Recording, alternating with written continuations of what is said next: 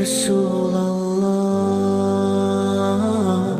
الحمد لله وكفى وسلام على عباده الذين اصطفى. أما بعد، فقد قال الله تبارك وتعالى في القرآن المجيد والفرقان الحميد: أعوذ بالله من الشيطان الرجيم، بسم الله الرحمن الرحيم. يا أيها الذين آمنوا قوا أنفسكم وأهليكم نارا وقودها الناس والحجارة صدق الله العظيم. وقال النبي صلى الله تعالى عليه وسلم: كلكم راع وكلكم مسؤول عن رعيته، او كما قال علیہ الصلوۃ والسلام. ادب سے ہی انسان انسان ہے، ادب سے ہی انسان انسان ہے، ادب جو نہ سیکھے وہ حیوان ہے. محترم بزرگ اور دوستو، آج کے بیان کا عنوان ہے اولاد کی تربیت.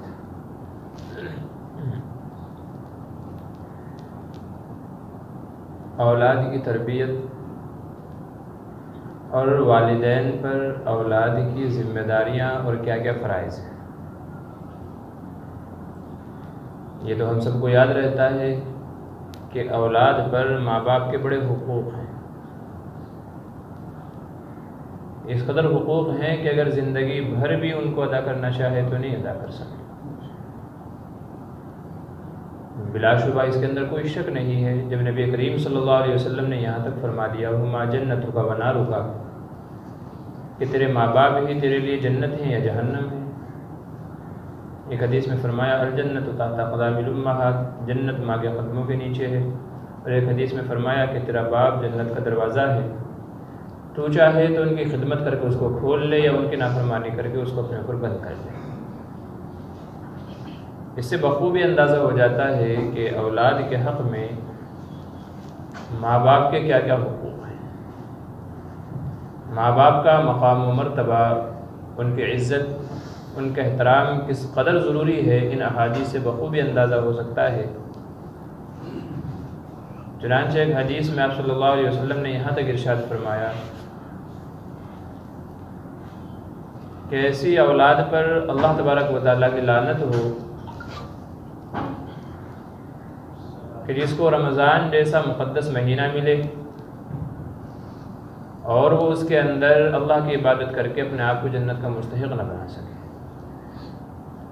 یا ایسی اولاد ہو کہ جس کے والدین بڑھاپے کی عمر کو پہنچ جائیں اور وہ ان کی خدمت کر کے اپنے آپ کو جنت کا مستحق نہ بنا سکے، اس کے اوپر لعنت ہو، وہ محروم ہے، تباہ و برباد ہے. تو ان احادیث سے بخوبی اندازہ ہو جاتا ہے کہ ماں باپ کا کیا حق ہے. لیکن جیسے شریعت نے ماں باپ کے اتنے حقوق بیان کیے ہیں تو ایسے ہی اولاد کے بھی حقوق بیان کیے ہیں. چنانچہ حدیث میں ملتا ہے صحابہ کرام رضی اللہ عنہم نے سوال کیا کہ یا رسول اللہ صلی اللہ علیہ وسلم، ہم نے ماں باپ کے حق تو پہچان لیے، اولاد کے ہمارے اوپر کیا حقوق ہیں؟ اولاد کے ہمارے اوپر کیا حقوق ہیں؟ آپ نے فرمایا ان یحسن اسمہ، کہ ایک حق اس کا یہ ہے کہ اس کا اچھا نام رکھے. تو اس لیے جس طریقے سے والدین کے حقوق ہیں اسی طریقے سے اولاد کے بھی حقوق ہیں. اور جیسے ماں باپ کے حقوق کو ادا نہ کرنے پر اولاد سزا کے مستحق ہے، تو ایسے ہی والدین بھی سزا کے مستحق ہیں اگر وہ اولاد کے سلسلے میں کمی اور کوتاہی کا شکار ہوتے ہیں. اس لیے اپنے اولاد کی تربیت کرنا، اپنے بچوں کو ادب سکھانا، ان کے اندر دینداری پیدا کرنا یہ بھی ضروری ہے اور والدین کے ذمہ فرض ہے. اولاد بہت بڑی نعمت ہے. یا آپ ان لوگوں سے پوچھیں کہ جن کے یہاں تمام تر کوششیں کرنے کے باوجود لاکھوں لاکھوں روپے علاج و معالجے کرانے کے باوجود بھی جو اولاد کی نعمت سے محروم ہیں، ان سے پوچھیں کہ اولاد کیا نعمت ہے۔ قرآن کریم میں کہا گیا ربنا ہب لنا من ازواجنا وذریاتنا قرۃ اعین، دعائیں مانگی جا رہی ہیں کہ اللہ ہماری بیویوں اور ہماری اولاد کو ہمارے لیے ہماری آنکھوں کی ٹھنڈک بنا دیں۔ ہماری اولاد کیسی ہو؟ جسے دیکھ کر کے آنکھوں کو ٹھنڈک محسوس ہو، ہمیں سکون حاصل ہو، ہمیں خوشی ملے۔ ہماری اولاد اور ہماری بیویاں ایسی ہونی چاہیے۔ اور اللہ تبارک و تعالیٰ نے دوسری آیت کے اندر مال کو اور اولاد کو دنیاوی زیب و زینت بتایا ہے۔ کیا بتایا؟ مال، اولاد یہ کیا ہیں؟ دنیاوی زندگی کے لیے زیب و زینت ہے، اور واقعی ہے۔ اولاد ہے تو اس سے سکھ ملتا ہے، خوشی ملتی ہے۔ والدین کی خدمت کرنے والی ہو تو اطمینان، سکون ملتا ہے۔ آدمی چار لوگوں میں بیٹھ کے اپنی اولاد کی بڑائیاں مارنا کہہ لو یا ان کی تعریفیں کہہ لو کر کے خوش ہوتا ہے، میری اولاد ایسی ہے، اتنا کرتی ہے، ایسا ہے، ویسا ہے۔ تو لوگوں میں بیٹھتا ہے، اس کے اولاد کی وجہ سے اس کا مقام و مرتبہ بلند ہو جاتا ہے، اولاد کی وجہ سے اچھی جگہوں پہ پہچان ہو جاتی ہے۔ تو اولاد کا بڑا اہم رول ہوتا ہے والدین کے مقام و مرتبے کو بنانے میں یا ان کا تعارف کروانے میں۔ اس لیے اللہ تبارک و تعالیٰ نے فرمایا کہ تمہارا مال اور تمہاری اولاد کیا ہے؟ دنیاوی زیب و زینت ہے اور فخر کرنے کی چیزیں ہیں۔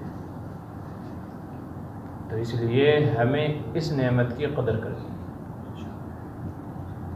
اور اپنے اولاد کے سلسلے میں اپنی ذمہ داریوں کا احساس کرانا ہے۔ قرآن کریم میں اللہ تبارک و تعالیٰ کا فرمان ہے یا ایھا الذین آمنوا قوا انفسکم واہلیکم نارا، کہ اے ایمان والو اپنے آپ کو اور اپنے گھر والوں کو جہنم کی آگ سے بچاؤ۔ وقودھا الناس والحجارہ، وہ جہنم کہ جس کا ایندھن انسان اور پتھر ہیں۔ کل قیامت میں جہنم کی آگ کہاں سے دکھائی جائے گی؟ انسانوں سے اور پتھروں سے۔ جیسے ہم چولہے کے اندر لکڑیاں ڈال کر کے چولہے کو جلاتے ہیں، تو قیامت میں جہنم کی جو آگ دہکائی جائے گی، جلائی جائے گی، پتھروں اور انسانوں کو ڈال کر کے دہکایا جائے گا۔ تو فرمایا گیا کہ اس آگ سے اپنے آپ کو بھی اور اپنے گھر والوں کو بھی بچاؤ۔ یہاں گھر والوں کے اندر بیویاں، ماں باپ، بھائی بہن اور اولاد خاص طور سے داخل ہیں۔ چنانچہ حضرت علی رضی اللہ عنہ اس آیت کی تفسیر کرتے ہوئے فرماتے ہیں علموہم وادبوہم، کیا کرو اپنے گھر والوں کو؟ ان کو علم سکھاؤ اور ان کو ادب سکھاؤ۔ اپنے گھر والوں کو علم سکھاؤ اور ادب سکھاؤ۔ اس لیے گھر والوں کی بالخصوص اپنی اولاد کی تربیت بہت ضروری ہے۔ اگر آپ کو یہ دیکھنا ہے کہ ماں باپ کیسے ہیں تو ان کے بچوں کو دیکھ لو۔ بچے گھر، خاندان اور نسب کی علامت اور نشانی ہوا کرتی ہیں۔ اگر آپ کو کسی خاندان کے بارے میں جاننا ہے کہ یہ خاندان والے کیسے ہیں تو ان کے گھر کے بچوں کو دیکھ لو، وہ ان کی ہسٹری ہے۔ جیسے بچوں کا ماحول ہوگا، جیسے عادات ان کے مزاج ہوں گے، وہ اس طرف اشارہ کرتے ہیں کہ ان کا خاندان بھی ویسا ہی ہے۔ کیونکہ بچے کہاں سے سیکھتے ہیں؟ گھر والوں سے سیکھتے ہیں۔ بچپن کا 5-6 سال کا زمانہ تو اس کا ایسا ہی ہے کہ وہ ماں باپ ہی کو دیکھتا ہے، انہی کو کاپی کرتا ہے۔ تو اس لیے اگر کسی خاندان والوں کے بارے میں پتہ کرنا ہے کون کیسا ہے کیسا نہیں ہے تو ان کے گھر کے بچوں کو دیکھ لو۔ اگر وہ باادب، باشعور، تمیز والے ہیں تو سمجھ جائیں کہ خاندان اچھا ہے، اور اگر ان کے اندر شعور نہیں ہے، جھوٹ ہے اور دوسری برائیاں ان کے اندر موجود ہے تو مطلب یہ ہے کہ یہ خاندان بھی اچھا نہیں۔ اس لیے اپنی اولاد کی تربیت بہت ضروری ہے۔ تربیت اپنے اندر بہت سارے معنی رکھتی ہیں۔ آسان الفاظ میں یوں کہہ لیں کہ تربیت دو طرح کی ہوتی ہے۔ کتنی طرح کی؟ دو طرح کی۔ ایک تربیت ہے بچوں کی ظاہری تربیت کرنا، اور ایک ہے باطنی اندر کی تربیت کرنا۔ ظاہری تربیت سے مراد یہ ہے کہ بچے کے کھانے پینے کا، پہننے اوڑھنے کا خیال رکھا جائے، نان نفقہ خرچہ اس کا خیال رکھا جائے، لباس، چال ڈھال، بول چال، عادات و اخلاق، معاملات، ان کی نگرانی کی جائے۔ جب وہ بڑے ہو جائیں تو کسی اچھی جگہ ان کو تعلیم دلائی جائے۔ جب تعلیم سے فارغ ہو جائیں تو وہ کس پیشے کے اندر، کس جاب کے اندر وہ جا رہے ہیں اس کا خیال رکھا جائے۔ نوکری کہاں کر رہے ہیں، اچھی جگہ ہے کہ حرام اور مشتبہ والی جگہ ہے۔ جب شادی کی عمر کو ہو جائیں تو ان کی شادی کرا دی جائے، اور شادی کے بعد بھی برابر ان کے اوپر نگاہ اور نظر رکھی جائے کہ کہیں یہ غلط چیزوں کی طرف مائل نہ ہو جائے۔ یہ مطلب ہے ظاہری تربیت کا۔ مطلب یہ ہے کہ صرف پیدا کر کے پڑھا کر کے چھوڑ دینا تربیت نہیں ہے۔ جب تک زندہ ہیں ہر موڑ پر زندگی کے ان کی نگرانی کرنا ہے، اور جو بھی ان کو سکھانے کی چیزیں ہیں تجربے سے، علم کی روشنی میں، وہ ان کو سکھانا ہے۔ اور جہاں ان کو تنبیہ کرنا ہے تنبیہ بھی کرنا ہے۔ 5 طریقے بیان کیے ہیں فقہاء کرام نے کہ 5 طریقے سے اپنے بچوں کو تنبیہ کرو۔ صرف مارنا یہ علاج نہیں ہے، پہلے ان کو سمجھاؤ، نہیں سمجھیں تو ڈانٹو غصے سے، تب بھی نہ مانیں تو کسی اور چیز سے ڈرا کر کے، اگر آپ ایسا کریں گے تو کھانا نہیں ملے گا، اگر آپ ایسا کریں گے تو ہم بات چیت نہیں کریں گے، اگر آپ ایسا نہیں کریں گے تو یہ چیز آپ کو لا کے نہیں دے گی۔ اس طریقے سے ان کو تنبیہ کریں۔ پھر بھی اگر نہ مانیں تو ہلکی مار، جس سے بچہ بجائے سرکش اور نافرمان ہونے کے فرما بردار ہو جائے۔ کچھ بچے ایسے ہوتے ہیں، آپ ان کو مارنے جائیں گے تو پھر وہ مار کے عادی ہو جاتے ہیں، پھر آپ کتنا بھی ان کو مارتے جائیں پھر وہ نہیں مارتے، مارتے مارتے پھر وہ پتھر ہو جاتا ہے۔ تو ایسے موقع پر یا ایسے طریقے سے ماریں کہ جس سے وہ سدھر جائے، ایسا نہیں کہ اور الٹا بگڑ جائے۔ کہتے ہیں نا کہ جیل میں جا کے آدمی یا تو سدھر جاتا ہے یا پھر گنڈا بن کے نکلتا ہے وہاں سے۔ تو اس لیے ایسے مار مارو جس سے آپ کو یقین ہو کہ ہاں سے بچہ سدھرے گا نہ کہ بگڑے گا۔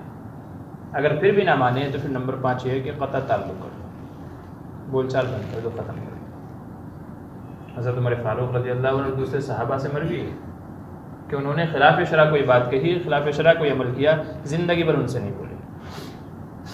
ایسا نہیں ہے کہ آپ بھی زندگی بھر نہ بولیں، بلکہ جب تک قطع تعلق کر کے رکھیں یا ان کو احساس دلائیں کہ یہ عمل آپ کا غلط ہے اور اس کی وجہ سے ہم نے آپ سے بولنا بات چیت کرنا چھوڑا ہے، جب تک یہ عمل جاری رکھیں جب تک کہ اس کو سمجھ نہ آ جائے۔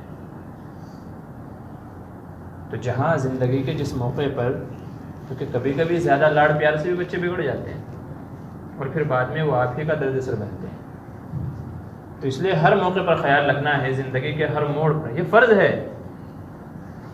یہ ماں باپ کے اوپر فرض ہے۔ اگر وہ اس کے اندر کمی کوتاہی کرتے ہیں، حدیث میں نبی کریم صلی اللہ علیہ وسلم نے ارشاد فرمایا کلکم راعین وکلکم مسئول عن رعیتہ، کہ تم میں سے ہر ایک نگہبان ہے اور قیامت کے دن اس آدمی سے سوال کیا جائے گا کہ یہ لوگ تمہارے ماتحت تھے، تمہارے انڈر میں تھے، تم نے ان کے سلسلے میں کیا حق ادا کیا۔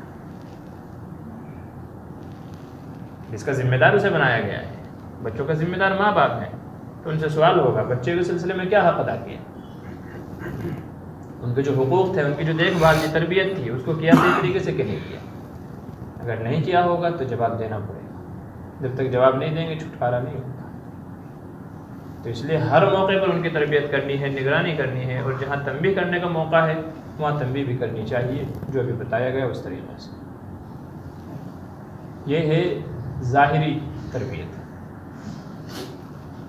اور نمبر 2 باطنی تربیت یہ ہے کہ اس کے عقائد کی اور اس کے ایمان کی اصلاح کی جائے، اس کے عقائد درست ہوں، اس کے اعمال درست ہوں، اور وہ ایمان پر مرتے دم تک قائم رہے۔ یہ باطنی اصلاح ہے، یہ باطنی تربیت ہے۔ اگر اس سلسلے میں بھی ہم نے کمی کوتاہی کی تو اس کے بارے میں بھی سوال ہوگا۔ دیکھنے میں یہ آیا ہے کہ ظاہری طور پر تو ہم بچوں کی تربیت کر دیتے ہیں، لیکن باطنی طور پر عام طور پہ باطنی تربیت سے ہم چوک جاتے ہیں، پیچھے رہ جاتے ہیں۔ نتیجہ یہ ہوتا ہے کہ نہ ہم نمازی ہوتے ہیں، نہ بچے ہمارے نمازی ہوتے ہیں۔ حالانکہ حدیث میں فرمایا گیا، نبی کریم صلی اللہ علیہ وسلم کی مشفق و مربی ذات رحمت للعالمین، تمام جہانوں کے لیے، تمام لوگوں کے لیے، جو کافر و مشرک ہر ایک کے حق میں رحمت ہیں، وہ کیا فرما رہے ہیں کہ جب بچہ 7 سال کا ہو جائے تو اس کو نماز کی عادت ڈالو، مسجد میں لے کے آئے کرو اپنے ساتھ۔ لیکن جب باپ خود بھی آتا ہوگا، جب باپ خود ہی نہیں آتا تو بچے کو کون لے کے آئے گا؟ تو 7 سال کی عمر جب ہو جائے نماز کی عادت ڈالو، اور فرمایا جب 10 سال کا ہو جائے تو نماز نہ پڑھنے پر مارو۔ کیا ہوتا ہے 10 سال کا بچہ؟ تربیت کا انداز سکھایا جا رہا ہے کہ اگر 10 سال کی عمر ہو جائے نماز نہ پڑھے تو اس کو مارو، تنبیہ کرو اس کو۔ اور فرمایا جب اس عمر کو پہنچ جائیں تو ان کے بستر علیحدہ کرو۔ 10 سال کی عمر کے بعد 2 بچوں کو ایک ساتھ نہ سلاؤ، چاہے لڑکے ہوں، چاہے لڑکیاں ہوں، چاہے لڑکا لڑکی ہو، بستر علیحدہ کر دو، لڑکا الگ بستر پہ، لڑکی الگ بستر پہ۔ دیکھیں آپ کی مشفق و مربی ذات کیا کہہ رہی ہے، 10 سال کے ہو جائیں تو نماز نہ پڑھنے پر مارو، اس لیے کہ اگر آپ نے ابھی تنبیہ نہیں کی تو پھر بڑے ہو کر کے تو آپ ان کے اوپر زبردستی نہیں کر سکتے۔ جب وہ بالغ ہو جائیں گے پھر وہ آپ کے بس میں نہیں رہیں گے، تو ابھی سے جو آپ عادت ان کو ڈال دیں گے، ہیبٹ ڈال دیں گے، وہ مرنے تک باقی رہے گی۔ اسی لیے کہتے ہیں اگر آپ کو محنت کرنی ہے تو بچوں پہ محنت کرو، آپ کو جوانوں اور بوڑھوں پر محنت کرنے کی ضرورت نہیں پڑے گی، اس لیے کہ یہی بچہ جوان بنے گا اور یہ بچہ بوڑھا ہوگا۔ اگر بچے کی تربیت ہو گئی تو سمجھیے آپ نے اس کی جوانی کی بھی تربیت کر دی، اس کے بڑھاپے کی بھی تربیت کر دی۔ تو باطنی تربیت یہ ہے کہ اس کے عقائد کی، اس کے ایمان کی اصلاح کی جائے۔ نبی کریم صلی اللہ علیہ وسلم نے متعدد مواقع پر صحابہ بچوں کو تربیت فرمائی۔ حضرت عبداللہ بن عباس رضی اللہ عنہ کے تعلق سے آتے ہیں، ایک موقع پر نبی کریم صلی اللہ علیہ وسلم کے پیچھے اونٹنی پر بیٹھے ہوئے تھے، آپ نے فرمایا یا بنیا سن، اے میرے بیٹے سن، اللہ سے ڈرتے رہنا تو تم اللہ کو اپنے سامنے پاؤ گے۔ اذا استعنت فاستعن باللہ، کچھ مانگنا ہو تو اللہ سے مانگا کرو۔ اور ارشاد فرمایا یاد رکھو کہ اگر پوری دنیا مل کر کے تمہیں نقصان پہنچانا چاہے اور اللہ نہ چاہے تو کوئی نہیں پہنچا سکتا، اور پوری دنیا مل کر کے تمہیں کوئی فائدہ پہنچانا چاہے اور اللہ نہ چاہے تو کوئی فائدہ نہیں پہنچا سکتا۔ بچوں کے عقائد بنے جا رہے ہیں بچپن سے کہ کرنے والی ذات کون ہے؟ صرف اللہ کی ذات ہے۔ کھلانے والا بھی میں نہیں ہوں، کھلانے والی بھی اللہ کی ذات ہے، مجھے بھی اللہ کھلا رہا ہے، تمہیں بھی اللہ کھلا رہا ہے۔ بچوں کی تربیت کی جا رہی ہے، ان کا ایمان بنایا جا رہا ہے بچپن سے۔ ہمارا حال یہ بچے سے پوچھتا ہے بیٹا کون کھلاتا ہے؟ بولے ابا کھلاتے ہیں۔ ایک موقع پر حضرت عمرو بن ابی سلمہ کہتے ہیں میرے گھر رسول اللہ صلی اللہ علیہ وسلم تشریف لائے، میں آپ کے ساتھ پلیٹ میں کھانا کھا رہا تھا، تھالی رکھی ہوئی تھی اور یہاں سے وہاں سے پوری پلیٹ میں میرا ہاتھ گھوم رہا تھا۔ نے فرمایا یا بنیا، اے بیٹے رک، اللہ کا نام لے کر کھا۔ کیا فرمایا؟ مجھ سے فرمایا اللہ کا نام لے کر کھا، اپنے سامنے سے کھا اور دائیں ہاتھ سے کھا۔ بچے کی تربیت کی جا رہی ہے، اس کو بتایا جا رہا ہے کہ کھانا ہے تو بسم اللہ پڑھ کر کے کھاؤ۔ یہاں بڑے ہم جیسے لوگ بڑے ہو کر کے اللہ کا نام لے کر کے کھانا نہیں کھاتے، کھانا بھول جاتے ہیں، کھانا سامنے ہے بس کھانا شروع کر دیتے۔ کھانے کے ہمارے ٹائم ٹیبل سیٹ نہیں ہے، ماں باپ کسی اور وقت کھانا کھا رہے ہیں، بچے کسی اور وقت کھانا کھا رہے ہیں، کوئی میگی بنا کر کے دے رہا ہے، کوئی کچھ اور بنا کر کے دے رہا ہے، بچے چلتے پھرتے کھاتے پھر رہے ہیں۔ تو کون تربیت کرے گا؟ کون بتائے گا کہ بیٹا بسم اللہ پڑھ کے کھا؟ یہ جب ہوگا جب سب گھر والے ایک وقت میں بیٹھ کر کے دسترخوان لگا کر کے کھانا سامنے رکھ کر کے پھر کھایا جائے تو پھر معلوم ہوتا ہے، پھر تربیت ہوتی ہے کون کیسے کھا رہا ہے یا کس کو کیا بتانا ہے، کھانے کے آداب کیا ہیں۔ ہماری زندگی گزر جاتی ہے، عمریں گزر جاتی ہیں، ہمیں کھانے کے آداب کا پتہ نہیں ہوتا، تو بچوں کو کہاں سے پتہ ہوگا؟ جب سب لوگ بیٹھ کر کے کھائیں گے، پیار و محبت بڑھے گا، کھانے میں برکت ہوگی، اور تب کھانے کے آداب سکھانے کا موقع مل سکتا ہے۔ ماں کچن میں بنا رہی ہے، باپ باہر بیٹھا کھا رہا ہے، اور بچے بیچ میں گھوم رہے ہیں ادھر سے ادھر، ادھر سے ادھر، تھالی لے کر۔ کیسے میں بتائیں آپ کیسے ادب سکھائیں؟ اور بھی کئی سارے مواقع پر نبی کریم صلی اللہ علیہ وسلم نے بچوں کو آداب بیان فرمائے، تربیت فرمائی ان کی کہ اسلامی طریقہ کیا ہے اور اسلام ہمیں کیا سکھاتا ہے۔ یہ ہے باطنی اصلاح، اس کو عقائد بتانے ہیں، اللہ کے وحدانیت کو سمجھانا ہے، نبی کریم صلی اللہ علیہ وسلم کی رسالت کو سمجھانا ہے، اسلامی اعمال کیا کیا ہیں ان کو سمجھانا ہے، گناہوں سے نفرت دلانی ہے، ان کو سمجھانا ہے کہ بیٹا جہنم میں وہی لوگ جائیں گے جو گناہ کریں گے، اور جنت میں وہی لوگ جائیں گے جو اچھے عمل کریں گے۔ ڈیفینیشن ان کو بتانی ہے جنت ہے کیا، تاکہ جب آدمی سمجھے گا جنت کیا ہے تبھی تو اس کی طرف دوڑے گا۔ قرآن کریم میں اللہ تبارک و تعالیٰ نے فرمایا کہ اے لوگو، ایسی جنت کی طرف دوڑو جو اتنی لمبی چوڑی ہے جتنی ہے زمین و آسمان، اس سے بھی کہیں زیادہ۔ جنت کے مناظر کو بیان کیا گیا، جنت کے کھانوں کو بیان کیا، وہاں کی نعمتوں کو بیان کیا گیا، جنت میں یہ ہے وہ ہے یہ ہے وہ ہے یہ ہے وہ ہے۔ پھر کہا گیا ایسی نعمتوں والی جنت کی طرف دوڑو، اللہ کی طرف دوڑو، تو آدمی عمل کرے گا۔ ان کو بتاؤ جنت کیا چیز ہے، کیا کیا نعمتیں ہیں، اچھے لوگوں کا گھر ہے، پھر ان کو شوق دلاؤ تو وہ اچھے عمل کریں گے۔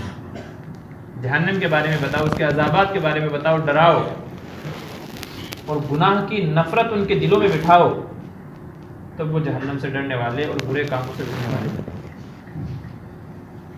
اور یہ تمام کام آپ کو کرنے ہیں بچپن میں، کیونکہ بچپن میں بچے کا دل ایک صاف تختے کی طرح ہوتا ہے، اس کے اوپر آپ جو لکھ دیں گے وہ ہمیشہ ہمیشہ کے لیے لکھا جائے گا۔ اگر آپ نہیں لکھیں گے تو کوئی اور فائدہ اٹھا کر کے اس پہ لکھ جائے گا، غلط ماحول ملے گا، غلط دوست ملیں گے، غلط سوسائٹی ملے گی، غلط ماحول ملے گا، تو پھر وہ اسی ماحول میں ڈھل کر کے غلطی کی طرف چلا جائے گا۔ کہتے ہیں کہ ایک ڈاکو تھا، جب اسے پھانسی دی گئی تو اس سے پوچھا کوئی آخری خواہش، تو کہنے لگا میری ماں کو بلاؤ۔ اس کی ماں کو بلایا گیا تو وہ کہتا ہے کہ میرے سے پہلے میری ماں کو پھانسی پر چڑھاؤ۔ کیوں بھائی؟ کہتا ہے کہ میں نے سب سے پہلے جب پڑوسی کا انڈا چرایا تھا تو میری ماں نے بجائے مجھے ڈانٹنے کے اس کا آملیٹ بنا کے کھایا تھا۔ اگر وہ اس وقت مجھے ایک جھاپڑ مار دیتی تو میری ہمت نہیں ہوتی تھی دوبارہ چوری کرنے کی، لہٰذا مجھ سے زیادہ گنہگار یہ ہے کہ اس نے مجھے بروقت تنبیہ دی۔ تو اگر اولاد کی تربیت کرنی ہے تو بچپن اس کا سب سے بہترین زمانہ ہے، اس وقت آپ کو جو سکھا دے گی۔ ہم دیکھتے ہیں نماز میں بھی چھوٹے چھوٹے بچے آتے ہیں، اپنے ماں باپ کو جیسے کرتے ہوئے دیکھتے ہیں ویسے کاپی پیسٹ کرتے ہیں۔ ابا رکوع میں گئے وہ بھی رکوع میں جاتا ہے، ابا سجدے میں گئے تو وہ سجدے میں چلے جاتا ہے۔ اس کو پتہ نہیں ہے سجدہ کیا ہے، لیکن اس کو پتہ ہے کہ زمین پہ ماتھا ٹیکنا ہے، تو وہ بھی ویسے جھک جاتا ہے۔ تو ماں باپ کو بچے کاپی پیسٹ کرتے ہیں، آئیڈیل ہے وہ، ان کے ہیرو ہیں وہ۔ تو اس لیے ہم خود کو درست کر لیں گے تو بچے ہمیں دیکھ دیکھ کر کے درست کر لیں گے، اور جن کو وہ درست نہ کر پائیں وہ ہمیں ان کو بول کر کے، ان کو سکھا کر کے، بتا کر کے، تعلیم دلا کر کے ان کی تربیت کریں۔ اولاد کی تربیت بہت ضروری ہے۔ اس کے علاوہ جو اور کچھ چیزیں حدیث میں الگ الگ مواقع پر بیان فرمائی گئی کہ اولاد کے کیا حق ہے ماں باپ، تربیت تو کرنی ہے، خاص جو پوائنٹ ہیں تربیت کے سلسلے میں جو حقوق ہیں اس کے، ان کو بیان کیا گیا۔ ان میں سے ایک تو یہ ہے کہ جب بچہ پیدا ہو جائے تو اس کے دائیں کان میں اذان اور بائیں کان میں اقامت کہلوائی جائے۔ یہ والدین پر حق ہے بچے کا، اذان جتنی بھی جلدی ممکن ہو سکے، تاکہ اس کو یہ معلوم ہو جائے کہ میں مسلم گھرانے میں پیدا ہوا ہوں، اور سب سے پہلے دنیا میں آنے کے بعد جو آواز اس کے کان پر پڑے وہ اللہ کی کبریائی، اللہ کی وحدانیت۔ دوسرا یہ ہے کہ تحنیک کرائی جائے، عجیب لفظ لگ رہا ہوگا نا تحنیک، کیونکہ آج ہمارے اندر سے اس کا رواج ختم ہو گیا ہے، اس لیے ہم کو اس کے معنی کا بھی پتہ نہیں ہے کہ تحنیک کہتے کس۔ تحنیک یہ ہے جس سے ہم عام طور سے غافل ہیں۔ تحنیک یہ ہے کہ جب بچہ پیدا ہو جائے تو کسی اللہ والے کی صحبت میں اس کو لے جایا جائے دعا کے لیے، اور اگر اس کو نہیں لے جا سکتے تو خود حاضر ہو اور ایک چھوارا یا کھجور ان کے پاس لے کر کے جائے کہ حضرت آپ اس کو چبائیں، تاکہ ان اللہ والوں کو جو لعاب ہے، تھوک، وہ لعاب اس کھجور کو یا چھوارے کو لگ جائے، اور پھر اس کو لے کر کے پنی میں لپٹ کر کے لا کر کے بچے کو چشائیں، تاکہ ان اللہ والوں کی جو برکتیں ہیں، نیک خصلتیں ہیں، نیک عادتیں ہیں، وہ بچے کے اندر منتقل ہو جائیں۔ نبی کریم صلی اللہ علیہ وسلم نے کئی بچوں کی اور اپنے نواسوں حضرت حسن و حسین رضی اللہ عنہما کی تحنیک فرمائی۔ یہ بڑا مؤثر ہے، بچے کے اندر ان بزرگوں کے اثرات منتقل ہوتے ہیں۔ آج ہمیں پتہ ہی نہیں ہے، ہم کراتے ہی نہیں ہیں، پھر کہتے ہیں بچہ بگڑ گیا ہے، بگڑے گا کیسے نہیں؟ تو اس لیے دوسرا یہ ہے کہ بچوں کی تحنیک کرائی جائے، اور تیسرا یہ ہے کہ اگر اللہ نے وسعت دی ہے تو اس کا عقیقہ کرایا جائے۔ لڑکا ہے تو اس میں 2 بکرے، اور لڑکی ہے تو 1 بکرا یا بکری، کچھ بھی چلے گا اگر اللہ نے وسعت دی ہے تو، کیونکہ نبی کریم صلی اللہ علیہ وسلم نے اس کا فائدہ یہ بیان فرمایا کہ عقیقہ کرنے سے اللہ تبارک و تعالیٰ بچے پر آنے والی جو الا بلا ہوتی ہے، مصیبتیں ہوتی ہیں، ان کو دور فرما دیتا ہے۔ بچہ ان مصیبتوں سے، بیماریوں سے محفوظ ہو جاتا ہے جو اس کے اوپر آنے والی ہوتی ہیں، لہذا عقیقہ۔ 3 حق تو یہ۔ اس کے علاوہ بعض علماء فرماتے ہیں کہ پیدا ہونے سے پہلے اس کا ایک حق ہے،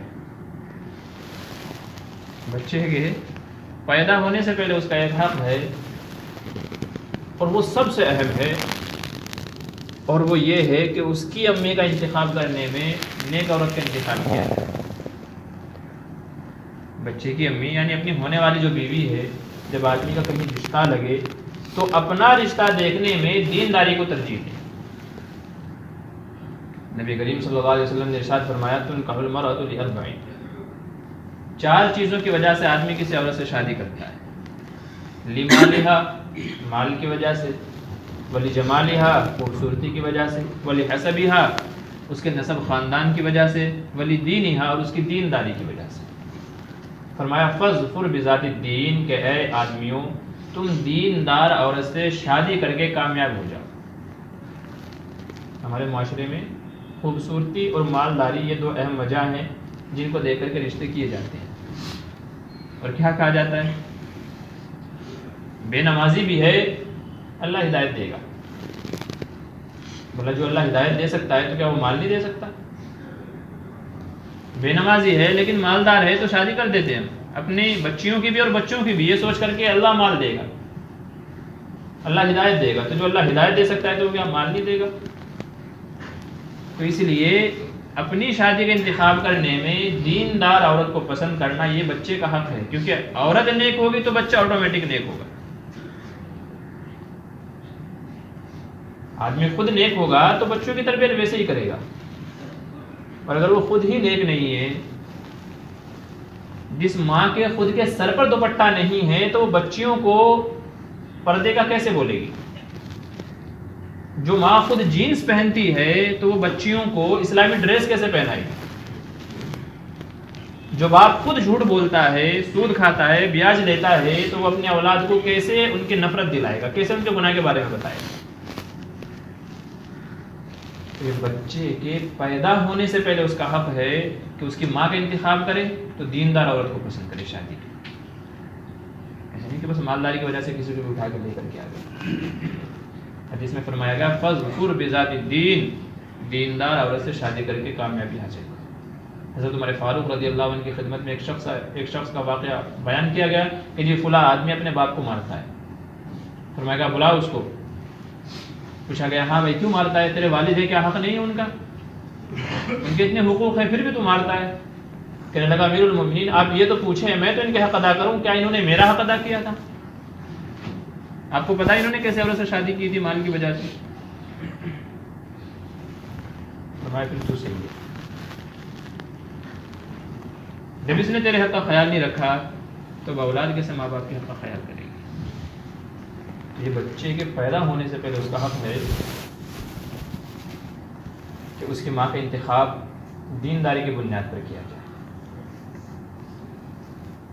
دوسرا اس کا حق یہ ہے کہ اس کا اچھا نام رکھا جائے. حدیث میں فرمایا گیا جب بچہ پیدا ہو جائے تو اس کا اچھا نام رکھا جائے. اس کی وجہ یہ بیان فرمائی کہ قیامت کے دن جب لوگوں کو بلایا جائے گا، حساب و کتاب کا دن ہوگا، ہاں بھائی آ جاؤ حساب دینے آ جاؤ، فلاں ابن فلاں. بعض روایت میں آتا ہے ماں کا نام لے کر کے پکارا جائے گا، بعض روایت میں آتا ہے کہ باپ کا نام لے کر کے پکارا جائے گا، فلاں ابن فلاں آ جاؤ. تو نام اچھا رکھنا چاہیے، اور ایسا نام رکھنا چاہیے کہ جس سے برکت یا نیک فعال ظاہر ہو رہی ہو. آج ہمارے یہاں ایک ٹرینڈ چلا ہوا ہے، بچے کا نام ایسا رکھو کہ پورے محلے میں نہ ہو، پورے رشتہ داروں میں ایسا نام نہ ہو، بس نام کے معنی چاہے کچھ بھی ہو. کہتے ہیں کہ ایک آدمی نے اپنی بچے کا نام رکھا شرعیرہ. شرعیرہ تو کسی نے اسے کہا یار اس سے پہلے خیریرہ ہے، خیریرہ رکھ لیتا، شرعیرہ کیوں رکھا ہے؟ کہتے نہیں، جو چاشنی جو بولنے میں مزہ شرعیرہ میں ہے نا وہ خیریرہ میں نہیں ہے. حالانکہ شر کے معنی ہے برائی، اب اس کو معنی کا ہی پتہ نہیں ہے، لیکن شرعیرہ اچھا لگ رہا ہے شرعیرہ. تو کہتے ہیں جو چاشنی مٹھاس بولنے میں شرعیرہ میں وہ خیریرہ میں نہیں ہے. پھر کہتے ہیں جی ہمارے بچے اچھے نہیں ہیں، کہنا نہیں مانتے، اچھے اخلاق ان کے اندر نہیں ہیں. بھلا کیسے آئیں گے؟ نام تو آپ نے الٹا پلٹا رکھا ہوا ہے، نام کچھ بھلتا سا رکھا ہوا ہے، معنی کا پتہ نہیں ہے، کچھ پتہ نہیں ہے، تو بچے کے اندر اس کے عادت و اخلاق کہاں سے آئیں گے؟ نبی کریم صلی اللہ علیہ وسلم کی عادت مبارکہ تھی، نبوت کے بعد جن صحابہ کے نام غلط تھے ان کے نام بدل کر کے آپ نے اچھے نام رکھے. ایک صحابی کا نام عبد الشمس تھا. عبد الشمس، عبد کے معنی غلام بندہ، اور شمس کے معنی سورج. عبد الشمس سورج کا غلام. آپ نے نام رکھ کر بدل کر کے عبداللہ نام رکھا، عبد الرحمن نام رکھا. کئی سارے آپ نے صحابہ کے نام بدلوائے کہ جن کے معنی غلط ہوتے تھے ان کے اچھے معنی رکھا، کیونکہ نام کے معنی کا اثر آدمی کی ذات کے اوپر پڑتا ہے. اور کئی بے شمار واقعات تو ہم نے خود پڑھے ہیں اور سنے ہیں اور آنکھوں سے دیکھے ہیں. کہتے حضرت تھانوی رحمۃ اللہ علیہ کے دور میں ایک شیعہ تھا، اس کے یہاں 2 گدھے تھے، اور شیعوں کو بغض ہے حضرت ابو بکر اور عمر سے، بغض ہے. تو اس نے اس بغض میں، نفرت میں، دشمنی میں اپنے گدھوں کا نام، ایک کا نام عمر، ایک کا نام ابو بکر رکھا ہوا تھا. لیکن کچھ وقت کے بعد حضرت کے پاس خبر پہنچی کہ جی وہ جو شیعہ تھا جس نے اپنے گدھوں کا نام یہ رکھا ہوا تھا نا، تو ایک گدھے نے لات مار کے اس کا پیٹ پھاڑ دیا. آپ نے فرمایا جاؤ تحقیق کرو، مجھے پورا یقین ہے کہ جس گدھے کا نام عمر رکھا ہوا تھا اسی نے لات ماری. پتہ کیا گیا تو واقعی سچ نکلا. اور آپ ایک چیز اور نوٹ کریں گے، جن بچوں کا نام عمر ہوتا ہے تو تھوڑا جلالی بچے ہوتے ہیں، زیادہ رونا، چلانا، مستی کرنا، وہ نام کا اثر ہے ان کے اندر. ایک بچے کا نام عرفات تھا، ہمارے پاس آیا کہ جی بہت روتا ہے، بہت روتا ہے. میں نے کہا بھی عرفات نام رکھا ہے، عرفات تو رونے کی ہی جگہ ہے. حاجی لوگ کیا کرتے ہیں عرفات میں جا کے؟ روتے ہیں، اللہ سے معافی مانگتے ہیں، وہ تو رونے کا مقام ہے. ابھی تم نام وہ رکھو گے تو یہ روئے گا کیسے ہے؟ نام بدل دے تو صحیح ہو جائے گا. نام بدلا گیا، الحمدللہ افاقہ ہو گیا. تو دوسرا ادب یہ بیان فرمایا گیا کہ ان یحسن اسمہ، اس کا اچھا نام رکھے. آج کل کہتے ہیں کہ جی نام اور 2 4 10 نام بتا دو، 10 نام بتانے کے بعد بھی کہتے ہیں کہ اور نام بتا دو، کوئی نیا سا ہو. نئے سے کے چکر میں اولاد کا فیوچر بگاڑ. تو اس لیے ان کا حق ہے. سب سے بہتر یہ ہے کہ صحابہ کے نام پر نام رکھے جائیں. 1 لاکھ سے زیادہ صحابہ تھے. اگر سب کے نام یاد نہیں ہے تو 313 صحابی جو بدری صحابی ہیں ان کے نام تو لکھے ہوئے ملتے ہیں. بدر میں جنہوں نے شرکت کی تھی ان کے نام ہیں 313، ان کے نام ہیں. ان کے علاوہ اور صحابیات کے نام ہیں، ان کے نام پسند کریں، انشاءاللہ ان کی برکتیں ان کے اندر آئے گی. بچے کو نیک کاموں پر عمل کرنے میں آسانی ہوگی، بچہ نیک بنے گا، دیندار بنے گا. تو فرمایا دوسرا حق اولاد کا یہ ہے کہ اس کا اچھا نام رکھے. اور فرمایا تیسرا حق بچے کے یہ ہے والدین پر کہ اس کو ادب سکھائے. ادب سے ہی انسان ہے، ادب جو نہ سیکھے وہ حیوان ہے. بچے کو ادب سکھائے. 6-7 وقت ہو گیا ہے، انشاءاللہ اگر وقت ملا تو انشاءاللہ اگلے ہفتے، یہ بہت ضروری ہے۔ اولاد اللہ کی نعمت ہے، بے شک کوئی شک نہیں ہے، لیکن جب کہ صحیح معنوں میں ہم نے اس کی تربیت بھی کی ہو، ورنہ کتنے لوگ یہ کہتے ہوئے پائے جاتے ہیں کہ اس سے اچھا تو یار کا اولاد ہی نہ ہوتی، اس سے اچھا تو اولاد ہی نہ ہوتی۔ وجہ کیا ہے کہ جب اس کی تربیت کا وقت تھا آپ باہر گئے ہوئے تھے، آپ ملکوں کا سفر کر رہے تھے، آپ دوسرے کام کاج کے اندر لگے ہوئے تھے، بزنس کو بڑھانے میں، اس کو گرو کرنے میں لگے ہوئے تھے، اولاد کی تربیت نہیں کی، اب وہی اولاد بعد میں آپ کو دکھ دے رہی ہے۔ تو اولاد، حضرت علی رضی اللہ عنہ کا فرمان ہے، اللہ کی نعمتوں میں سے ایک نعمت یہ ہے کہ نیک بیوی مل جائے، دوسری نعمت یہ ہے کہ نیک اولاد مل جائے۔ تو ماں کے پیٹ سے تھوڑا ہی نیک پیدا ہوگی، اس کو تو نیک بنایا جاتا ہے۔ حدیث میں نبی کریم صلی اللہ علیہ وسلم کا ارشاد ہے، کل مولود یولد علی الفطرہ، ہر بچہ فطرت اسلام پر پیدا ہوتا ہے، اسلامی صفات اس کے اندر پیدا ہوتی ہیں۔ فَأَبَوَاهُ يُهَوِّدَانِهِ أَوْ يُنَصِّرَانِهِ أَوْ يُمَجِّسَانِهِ، پھر اس کے ماں باپ اسے یا تو یہودی بناتے ہیں، یا تو نصرانی بناتے ہیں، یا تو مجوسی بنا دیتے ہیں۔ مطلب یہ ہے بچہ پیدا ہوا تو مسلمان تھا، گھر کے اندر آ کر کے اگر پوجا پاٹ دیکھے گا تو وہ بھی پوجا پاٹ کرے گا، گھر میں آ کر کے نمازی دینداری دیکھے گا تو وہ بھی دیندار بنے گا۔ تو جیسا گھر کا ماحول دیکھے گا بچہ ویسا بن جائے گا۔ تو اولاد کو نیک بنانا ہے کہ بد بنانا ہے، یہ ہماری ذمہ داری ہے، اور کل کو قیامت کے دن اس ذمہ داری کے بارے میں سوال کیا جائے گا کہ اولاد کی نعمت سے تم کو نوازا تھا، کیا حق ادا کیا، کیا حق ادا کیا۔ تو اس لیے اولاد کی تربیت اور ان کے حقوق کو ادا کرنا بہت ضروری ہے۔ کچھ رہ گئے انشاءاللہ اگلے ہفتے، دعا کریں کہ اللہ تعالیٰ کے سننے زیادہ عمل کی توفیق نصیب فرمائے، آمین۔ رسول اللہ